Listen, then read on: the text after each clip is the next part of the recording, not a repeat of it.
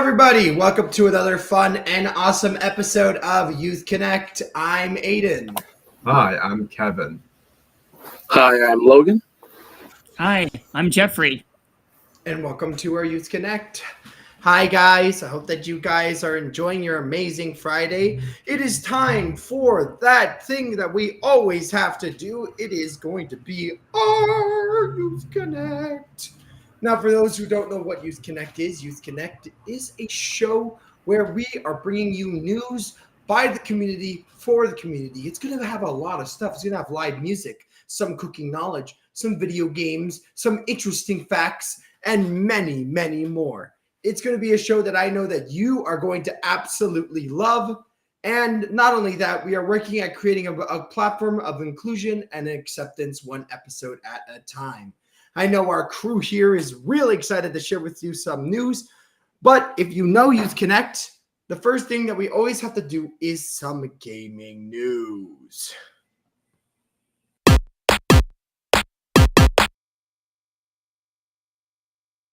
All right, first things first, today's game of the week. This is where I share with you a game that is coming out soon, is coming out, or it has recently released, or is an old classic. And today is actually a game that is just recently released called Doom: The Dark Ages. Now, guys, I will say in advance, Doom is a game that is definitely a little bit more on the darker side, but it is a game that was actually suggested by my friend today. So thank you to my friend for sharing this game. And I think it's actually really cool.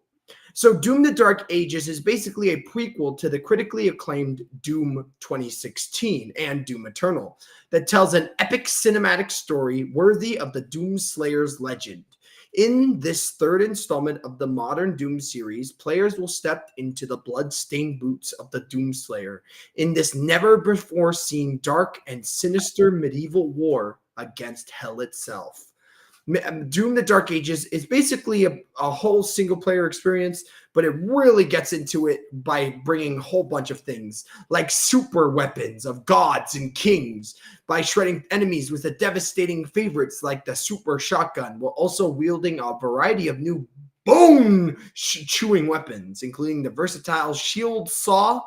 Players will stand and fight on the demon-infested battlefields in the vicious, grounded combat the original Doom is famous for. But not only that, you'll be able to experience an epic story of the Doom Slayer's rage in this cinematic and action-packed story, bound to serve as the super weapons of, pretty much. Basically, what he uses is the super weapons of gods and kings. The Doom Slayer fends off demon hordes as their leader seeks to destroy the Slayer and become the only one that is feared. Witness the creation of a legend as the Slayer takes on all of hell to turn the tides of the war. But what's interesting as well is that you can discover unknown realms. In his quest to crush the legions, the Slayer must take the fight in never-before-seen realms. Mystery, challenges, and rewards lurk in every shadow of ruined castles, epic battlefields, dark forests, ancient hellscapes, and worlds beyond. Armed with the viciously powerful shield saw, once again cut through a world of darkness and menace as secrets kind of pour out of the most expansive levels to date. So apparently they are boasting about very big levels. They keep talking about the bone saw. That is what it's technically called the shield saw, but most people call it the bone saw. Very interesting. I think that it's a great addition. I really do hope that those levels are bigger because Doom Eternal had some pretty decently large levels. So if it's even bigger levels, that's really, really cool. Yeah, I don't know. It's not everyone's favorite choice to choose Doom, but I know a couple of friends of mine absolutely love the game to bits. And that's the reason why I chose it today. So if you guys like Doom Eternal, I recommend that you check out Doom: The Dark Ages, the third installment of the modern Doom series. It's on PC, PS4, PS5, Xbox, and that's it. No Nintendo Switch, because Nintendo would never, ever touch that kind of game, even though that they technically will eventually. Anyways, time to keep it moving. Next up is Kevin with some all-important news, sports, and weather, but more importantly, that interesting fact that's going to be shared.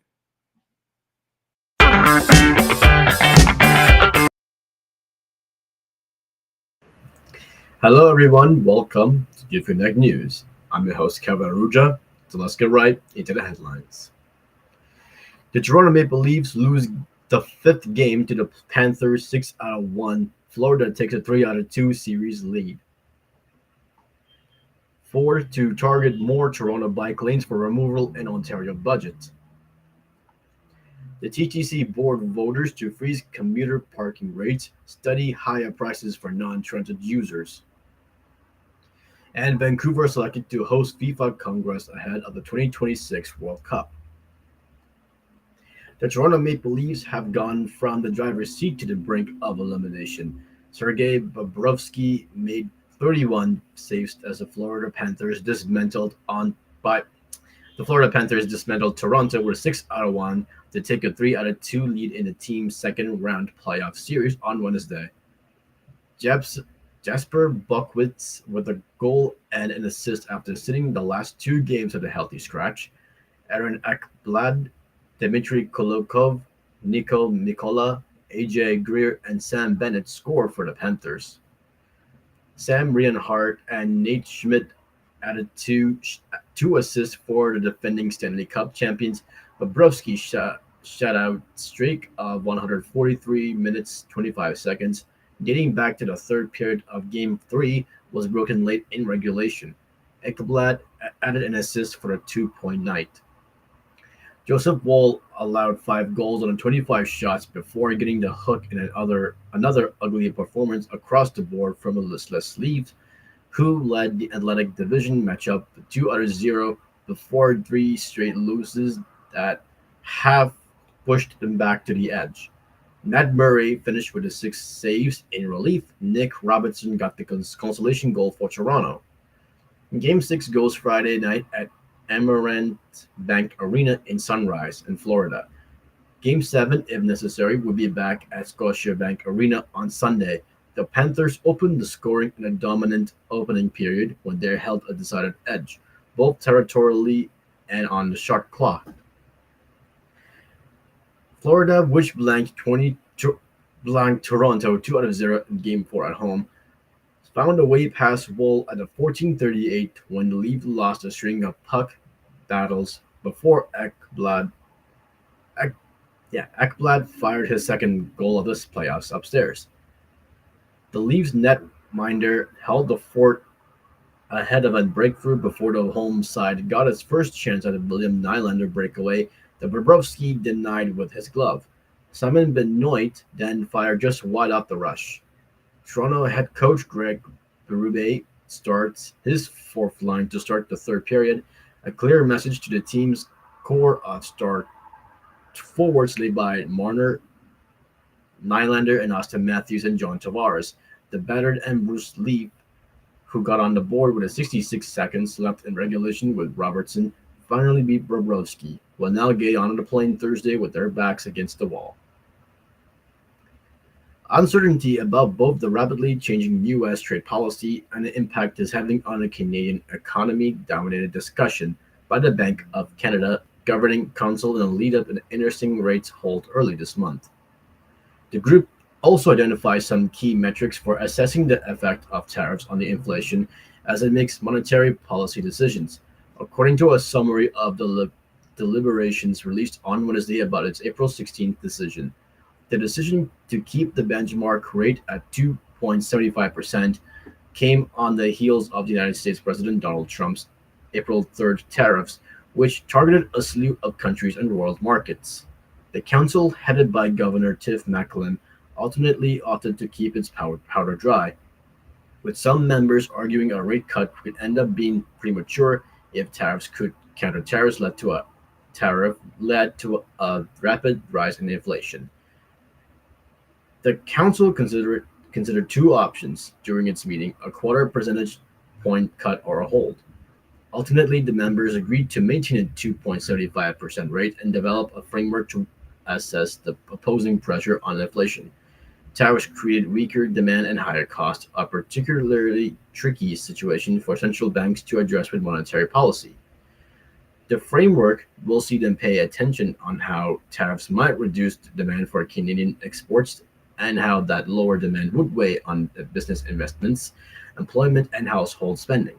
The first was built around the possibility for inflation to be relatively muted if the tariff were short-lived, but uncertainty persists for a time. The second scenario focused on tariffs being larger and permanent, leading to a recession and inflation rising above 3% next year. The TTC board has voted to temporarily freeze its rates at its commuter parking lots, while staff had been directed to look at the possibility of charging higher price to non-transit users.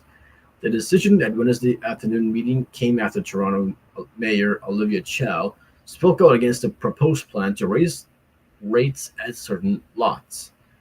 The board voted to look at studying parking rates further while asking the heads of the Toronto Parking Authority and Presto, the provincial fare card system, to explore payment options, maintaining lower differential parking fees for the TTC customers. They're looking to revisit the issues in summer 2026. Some on the TTC board questioned if the Toronto Parking Authority should take over the lots of completely leaving decisions on rates to the organization, or if TTC staff alone should decide versus involving the board. Collectively, there are 11,442 parking spaces available for use at 20 different lots. Our survey cited at the report said 93% of those polled said they get into transit after parking, while 7% do not. The TTC staff proposed increasingly daily rates to $8, as well as increasingly afternoon rates to $4 at well-utilized parking lots, where the average daily peak occupancy is 71 to 100%. The move was estimated to bring in an extra $1 million if it began at the start of 2026. TTC staff said that $7.7 million in revenue was collected in 2024 at the transit agency lots, but it cost $12.6 million to operate and maintain those same properties. 14 out of 20 lots available for use are considered profitable. They said as a $4.9 million deficit could be slashed to $1.4 million in 2026 due to the higher parking revenue and lower license and realty fees if the proposal was passed. Despite the proposed rate increases, staff noted that the daily rates are all lower than nearby parking facilities. And in sports news, Vancouver will host its 76th FIFA Congress at April 30th, 2026, bringing representatives of all 211 members of the world governing body of soccer to Canada ahead of a World Cup. The announcement was made on Thursday at the 75th FIFA Congress in Asunción, Paraguay. Held since 1904, the FIFA Congress is traditionally held in a World Cup host country the year of the tournament and earning hosting rights. Canada wins out over co-hosts of the US and Mexico. The Congress took place in Montreal in 1976 when Paolo Havenland was FIFA president. The Congress will be boon to local tourism with 3+ delegates from each country, plus representatives from FIFA's six confederations, media, and stakeholders. The world's governing body usually stages a legend came around the meeting, drawing in familiar faces from the pitch. When Tagliani calls the Congress a festival of football, the 2026 agenda will include deciding the host of 2031 and 35's Women's World Cup, as well as the 2012 FIFA Women's Club World Cup. The U.S. Soccer Federation has confirmed is interested in submitting a joint bid with the CONCACAF member associations to host the 2031's Women's Tournament. England's Football Association, the Irish Football Association, the Scottish Football Association, and the Football Association of Wales have confirmed their interest in submitting a joint bid for the 2035 tournament. Each of the 211 members had one vote in the Congress.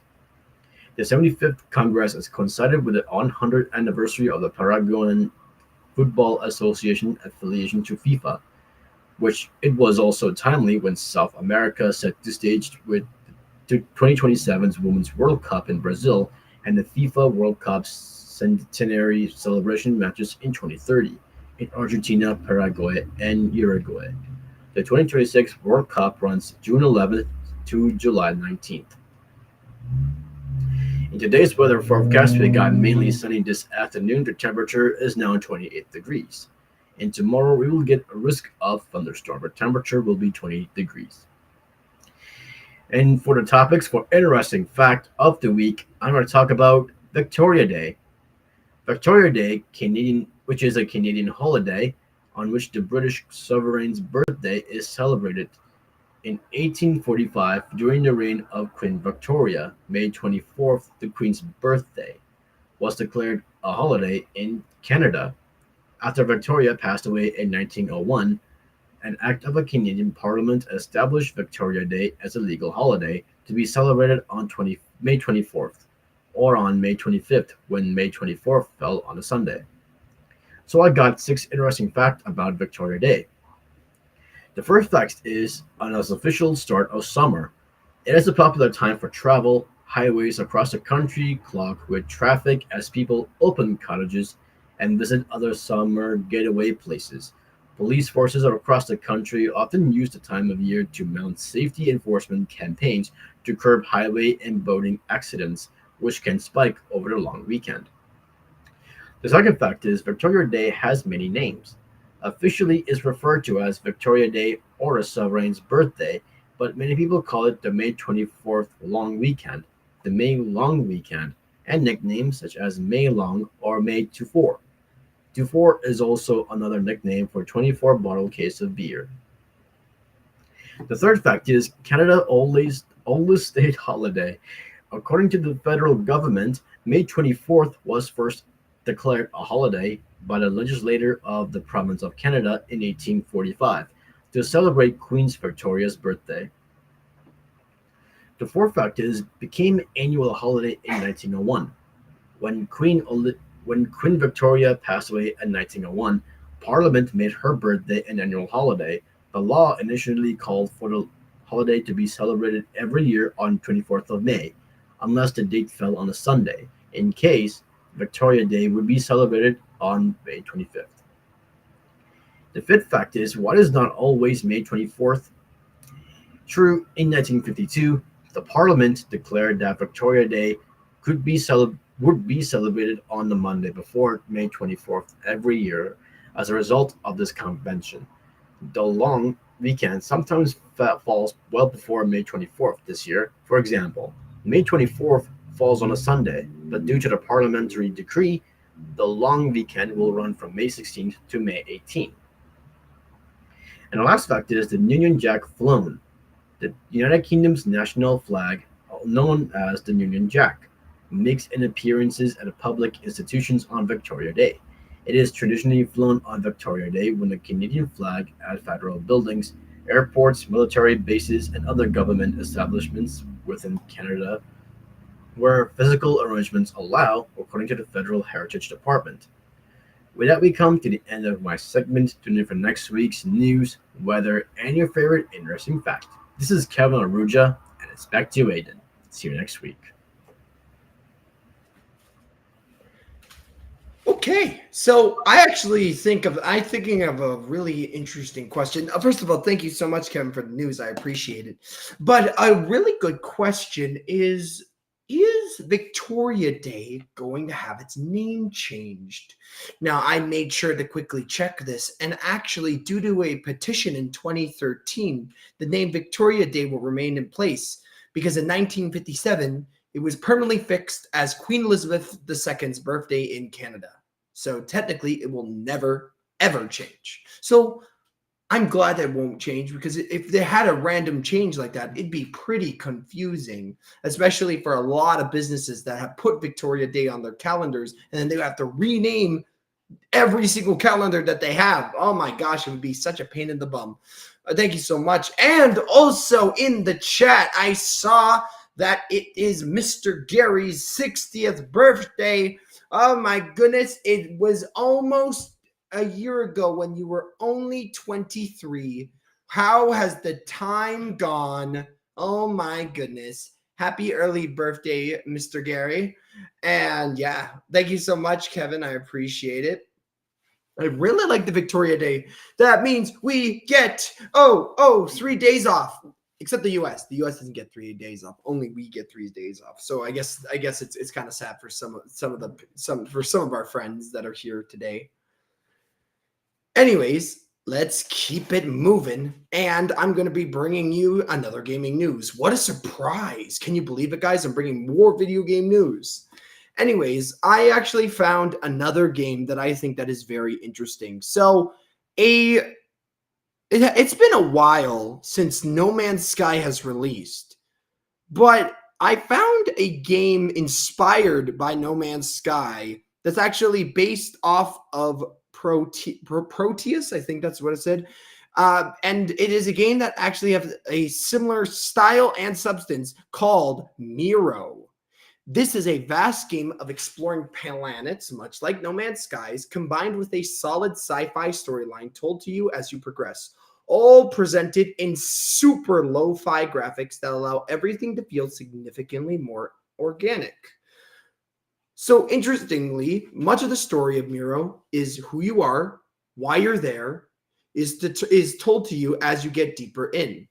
So basically, to offer a summary would actually be quite a spoiler, but it's safe to say that the Miro is a scientific space vessel dedicated, at least at one time, to exploring distant worlds.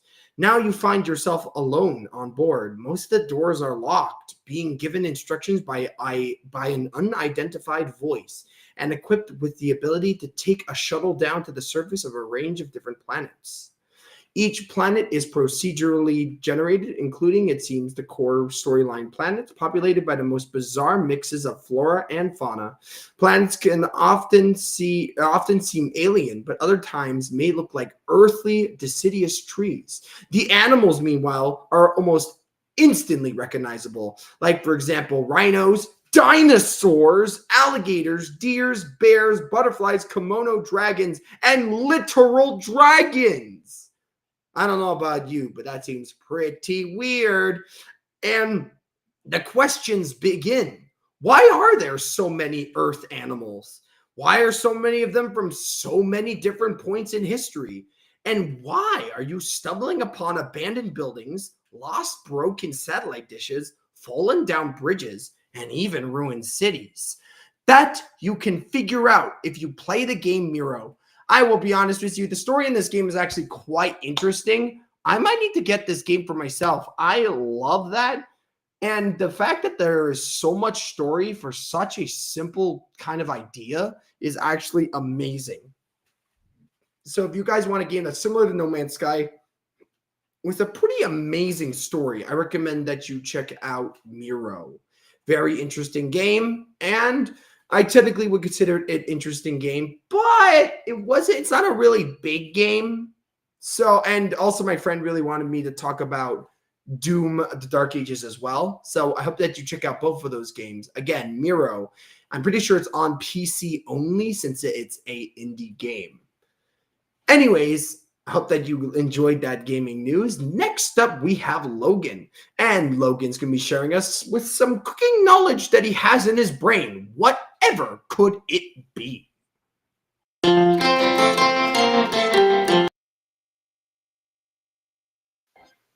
Hello, Youth Connect. I am Logan, and for today's series on culinary news, Michelin moves to Boston and Philadelphia, the closure of hundreds of chain restaurants in the U.S., a Boston restaurant is back after 2 years, and the finalists for the James Beard Awards.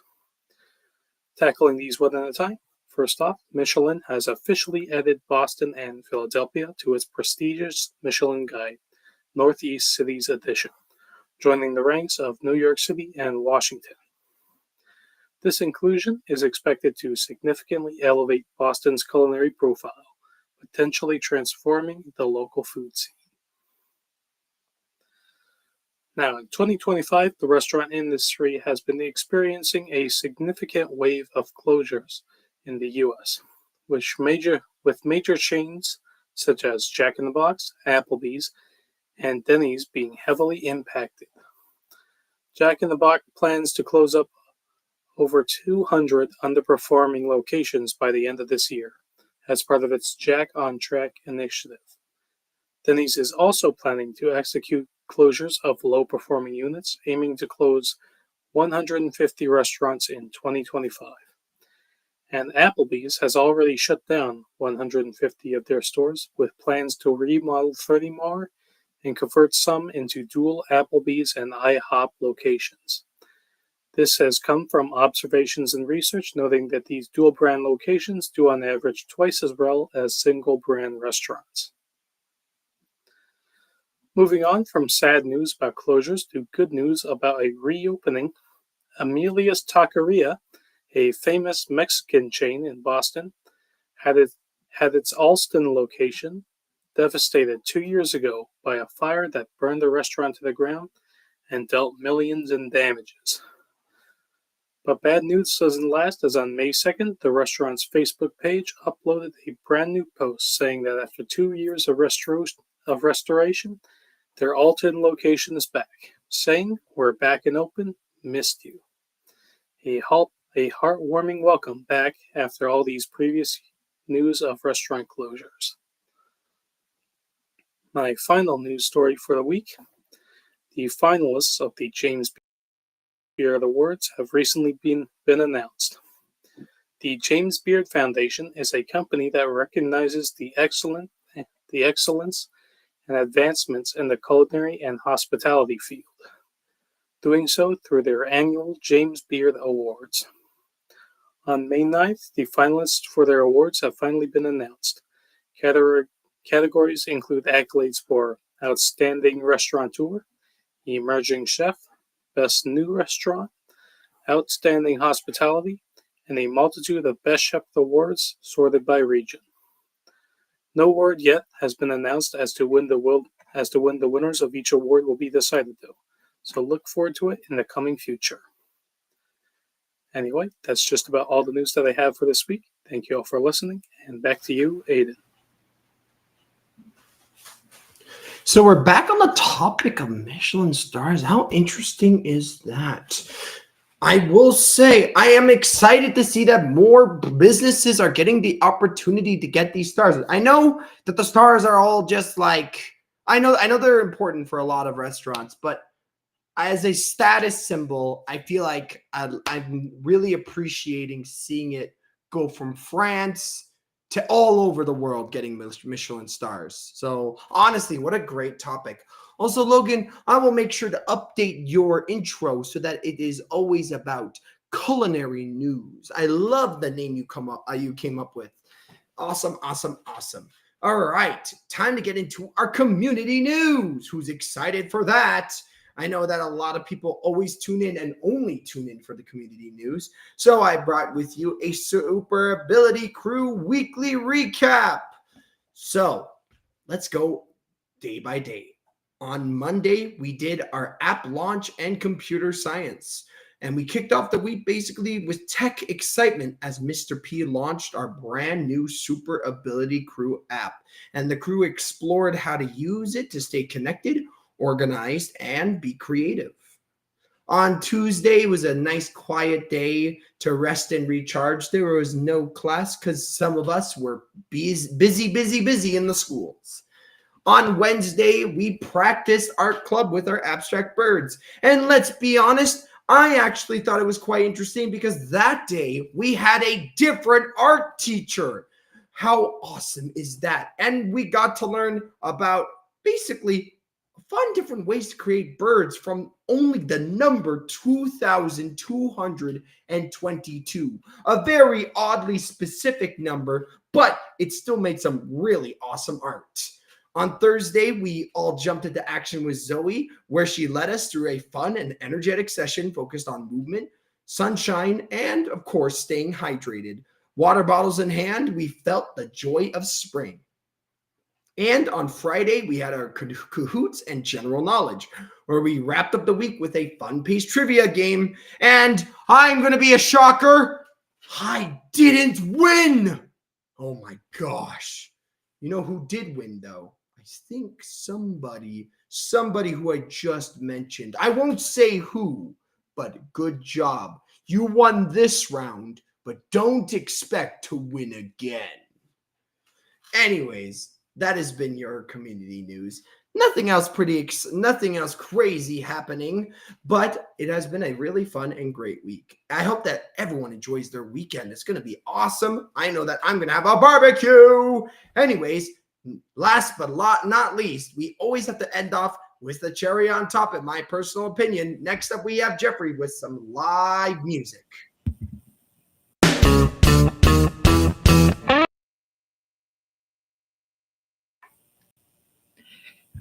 Hi, everybody. Hope everybody's doing good. Hope you're ready for a great weekend. I'm gonna be kicking off with you some live music, and I'm gonna be playing one of my original songs, because I know my original songs can always brighten people's day, don't we all? And the song is called "Through the Darkness."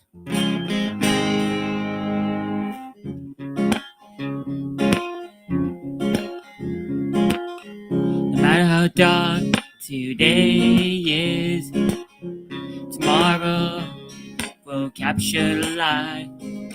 Not for a minute, an hour, or day. Let it be a second to become bright. Turn off your sorrow, don't swallow your anger. No matter who you are or how dark your past is today, say no. Turn off your sorrow, just let it go. Release the pain, say no. Turn off your sorrow, just let it go. It's time to stand up again. Hold on to my hand and move on together through the pain. Like droplets of bright colored rain.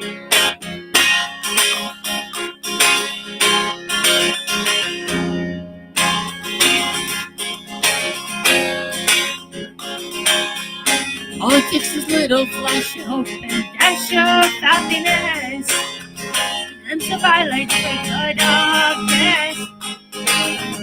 Spread our mood and make things right. We need to work together, holding on so tight. No matter what we want, it's just you and me and everyone else.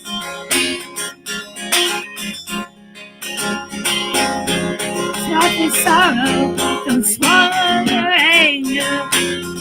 No matter what how dark your past is today, say no. Turn off the sorrow, just let it go. Release the pain, say no. Turn off the sorrow, just let it go.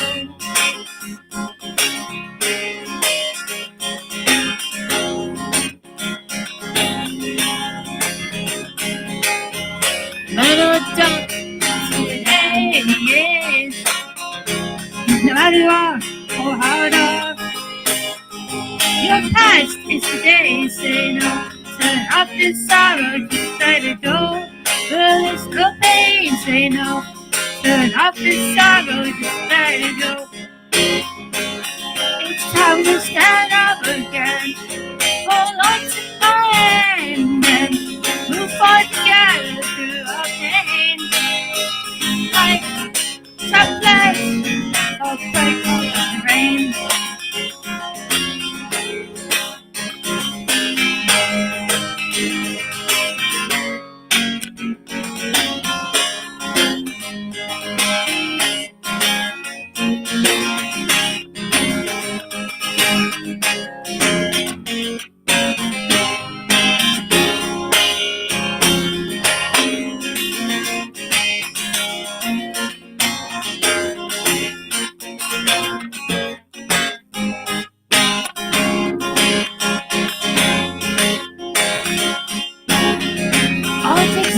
Flesh and open dash of happiness.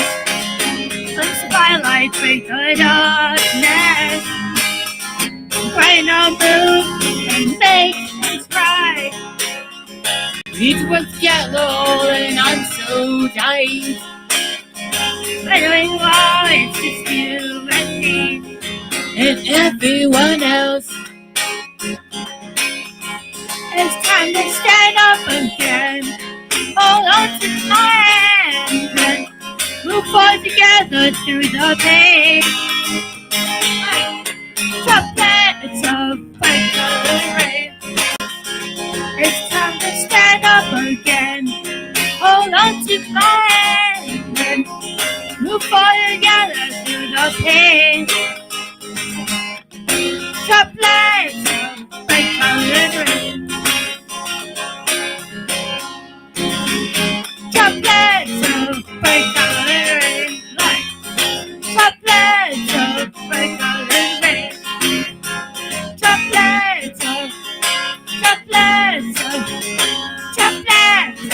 bright-colored rain.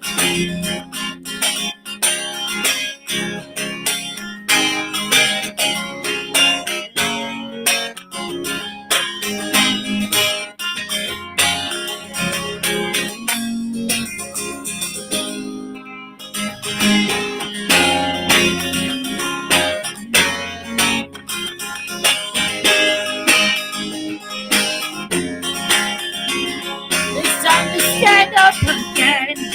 Hold on to my hand and move forward together through the pain. Hey, droplets of bright-colored rain. Hey, droplets of bright-colored rain.